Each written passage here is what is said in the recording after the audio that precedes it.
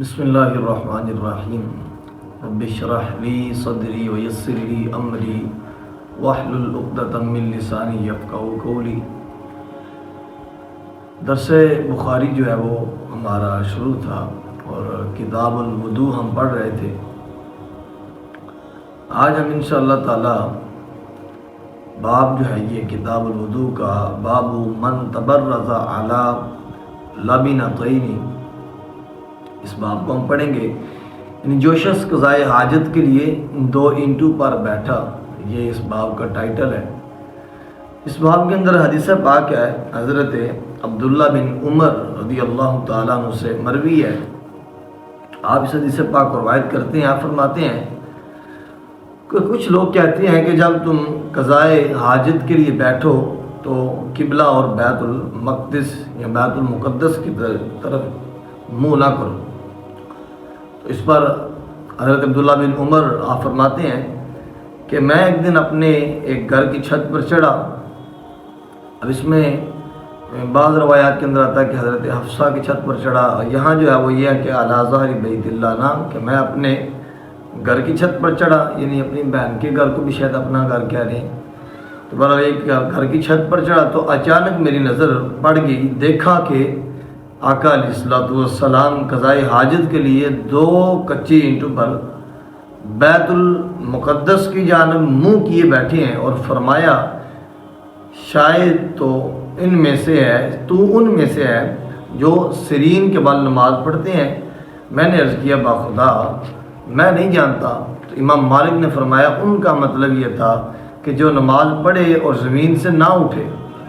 یعنی زمین سے اوپر نہ ہو اور سجدے کی حالت میں زمین سے چپکا رہے، یعنی پیٹ ران سے اور ران پنڈلے سے ملا کر کیا کرے، سجدہ کرے۔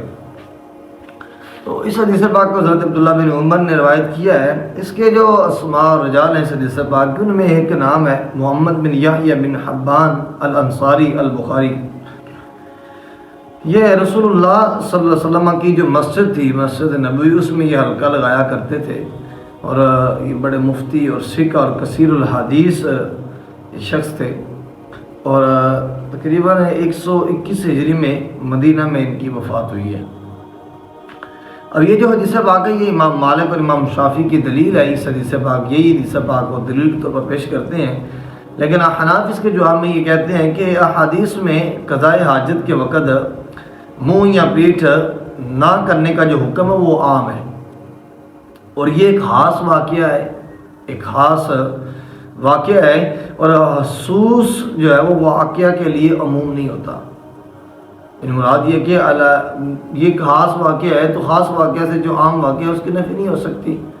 یہ کہ کسی وجہ سے ہو۔ اور پھر دوسرا یہ کہ یہ جو ہے نا پچھلی حدیث پاک جو حناف کی جو پچھلے باب کے اندر پڑھی وہ آقا علیہ الصلوۃ والسلام کا قول مبارک ہے، اور یہ فعل ہے، اور فعل رسول میں اس کا بھی احتمال ہو سکتا ہے کہ یہ حضور کے ساتھ ہی خاص ہو، کسی اور کے لیے ایسا نہ ہو۔ تو اس لیے جب قول اور فعل کے اندر تعارض پایا جائے تو اس وقت ترجیح جو ہے وہ قول کو دی جائے گی، تو اس لیے حناف کا مذہب جو ہے یہ مانا جائے گا۔ اور اس کے بعد یہ کہ اس کی اور بھی کئی حناف نے جواب دیے ہیں، اس کا ایک جواب یہ بھی ہے کہ جو ممانعت کی یہ حدیث ہیں وہ کئی صحابہ سے مروی ہیں،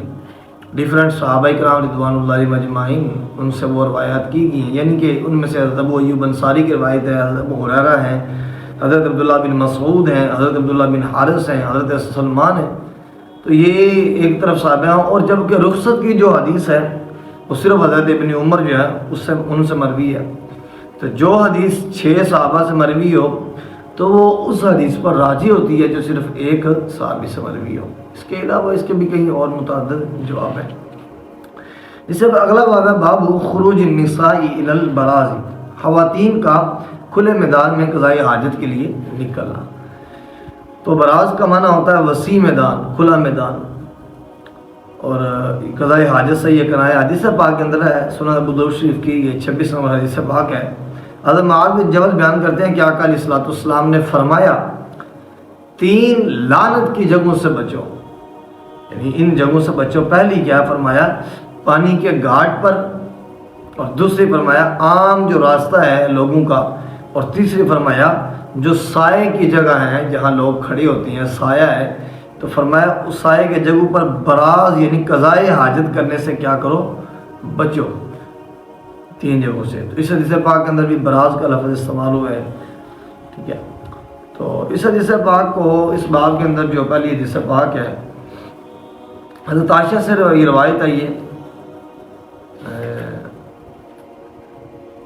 کہ نبی صلی اللہ علیہ وسلم کے ازواج رات میں جو ہے وہ مناصے، یہ ایک مقام تھا، ٹھیک ہے۔ اس کے بارے میں ڈیفرنٹ اقوال ہیں۔ اس میں ابو سعید نے کہا کہ مناصے ان جگہوں کو کہتے ہیں جہاں لوگ قضائے حاجت کیا کرتے ہیں، اور امام زہری نے کہا کہ مناسب مدینہ سے باہر ایک جگہ کا نام تھا، اور اسی کو امام ابن جوزی نے اختیار کیا ہے کہ یہ مدینہ سے باہر ایک لمبا چوڑا میدان تھا، جن کی اگلے الفاظ جو ہیں وہ بھی اس بات پر اشارہ کرتے ہیں کہ سعید اور افی، تو یہ کہ ایک لمبا چوڑا میدان تھا، ٹھیک ہے۔ آپ فرماتے ہیں کہ مناسب کی طرف رفع حاجت کے لیے جاتی ہے، اور مناسب لمبا چوڑا ایک میدان ہے۔ اور حضرت عمر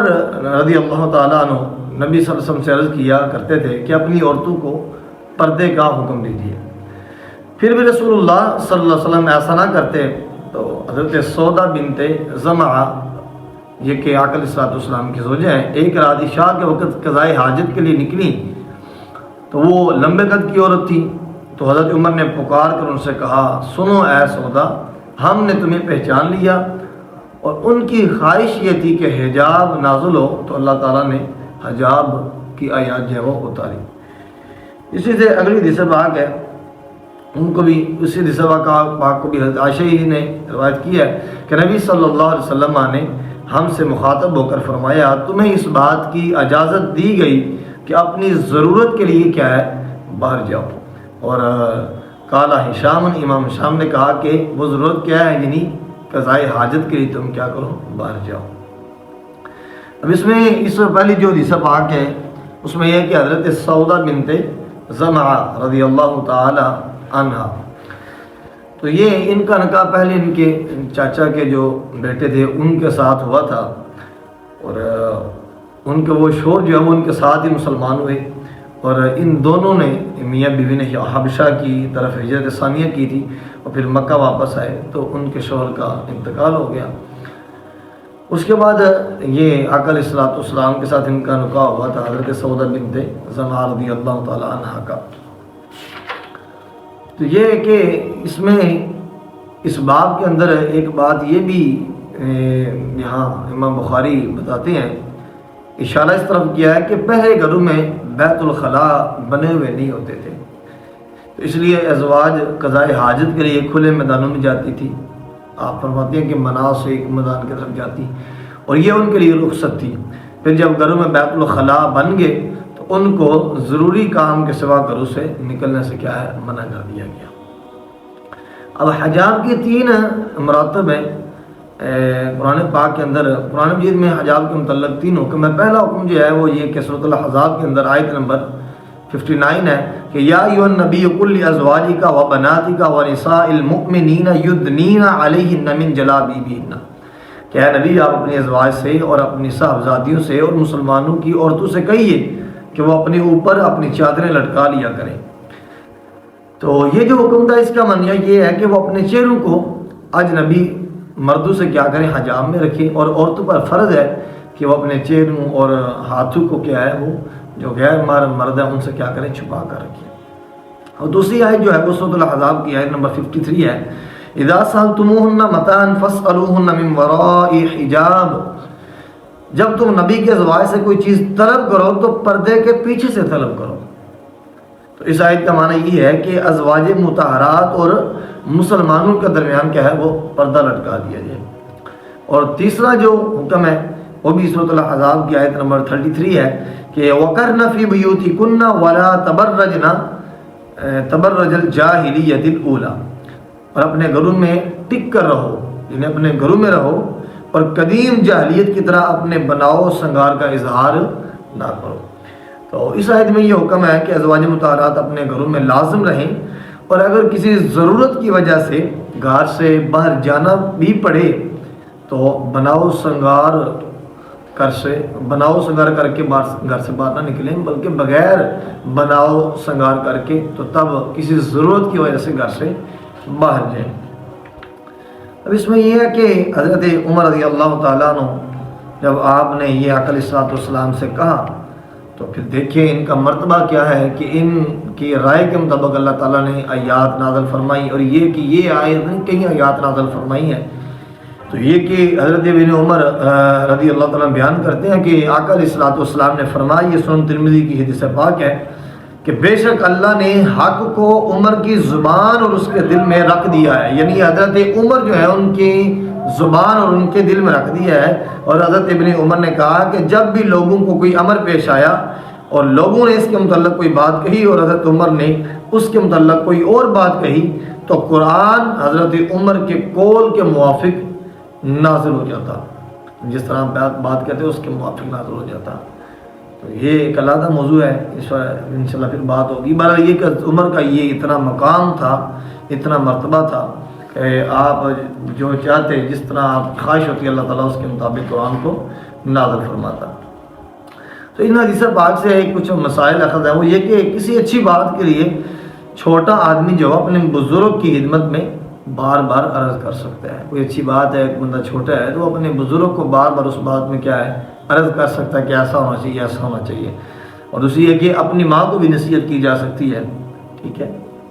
ماں کو بھی اچھے کام کی نصیحت کی جا سکتی ہے، حدیث پاک سے یہ بھی ثابت ہوا۔ اور دوسرا یہ کہ بنیت خیر بڑے سے بھی جب اچھی بات کہنی ہو تو اس میں تھوڑا سا لہجہ جو ہے وہ سخت کیا جا سکتا ہے، بنیت خیر اچھی نیت ہو تو یہ ہے کہ جب اچھی نیت ہو تو اس طرح کا رویہ جو ہے وہ اختیار کیا جا سکتا ہے۔ اور اس سے اگلا یہ بھی مسئلہ یہاں سے ثابت ہوا کہ عورتیں بوجہ مجبوری، کسی مجبوری کے تحت اپنی کسی حاجت کے لیے وہ گھر سے نکل سکتی ہیں۔ تو یہ حدیث اس باب کے اندر، تو اس یہ دوسری جو حدیث پاک اس باب کے اندر، ان میں ایک راوی ہے زکریا بن یحییٰ بن صالح اللغری، تو یہ حافظ بھی ہیں اور فقیہ بھی ہیں۔ تقریباً 230 ہجری میں بغداد میں ان کی وفات ہوئی ہے۔ تو آج یہاں یہی باب تک انشاءاللہ اگلے لیکچر میں ملتے ہیں اور اگلے باب کو انشاءاللہ پڑھتے ہیں۔